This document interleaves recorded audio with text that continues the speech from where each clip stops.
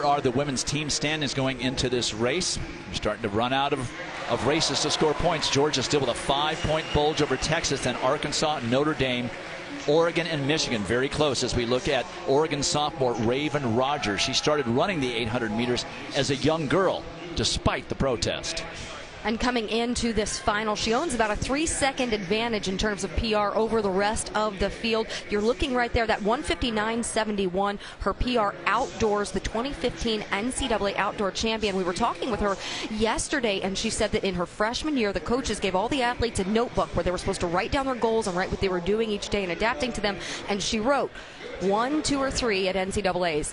Then scratched it out because she thought that was just impossible for her to achieve as a freshman. She pulled it off. Same as the men's race, the groups will stay where they are until they complete 2 full turns, and then they will break for the pole. You can see that nice long stride of Raven Rogers there on the back stretch, really stretching things out, getting on the rail. Rogers very comfortable there as she was in the heat. She looked very relaxed, almost as though she hadn't done anything, hadn't even worked, and now they have really slowed it down as they passed the start-finish line for the first time. Very clustered there in the first lap.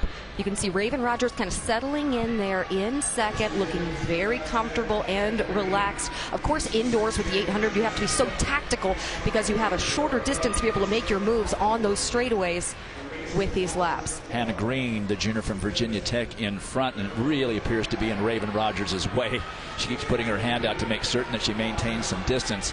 And going wide from Duke, that's Anima Banks, the senior for Coach Norm Ogilvie, trying to get a place to run as well. That is Hampton's Sierra Brown running a longer distance in lane 2. Rogers really annoyed by the situation, it appears, the way she is running. She only ran 2:03.13 in her trial heat, so far off her best. So she comes off of this, not completely fresh, but pretty fresh in Raven Rogers' world. She seems reluctant to take the lead, even though Hanna Green really appears to be in her way.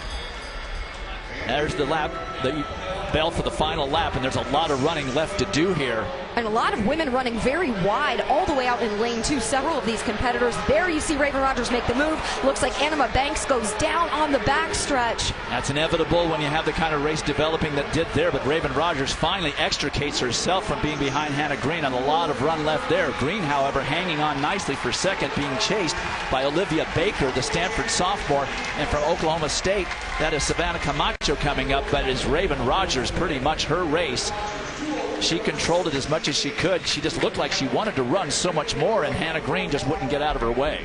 It was almost like she was pulling back on the reins, like a racehorse almost, kind of resisting there to let herself go any faster.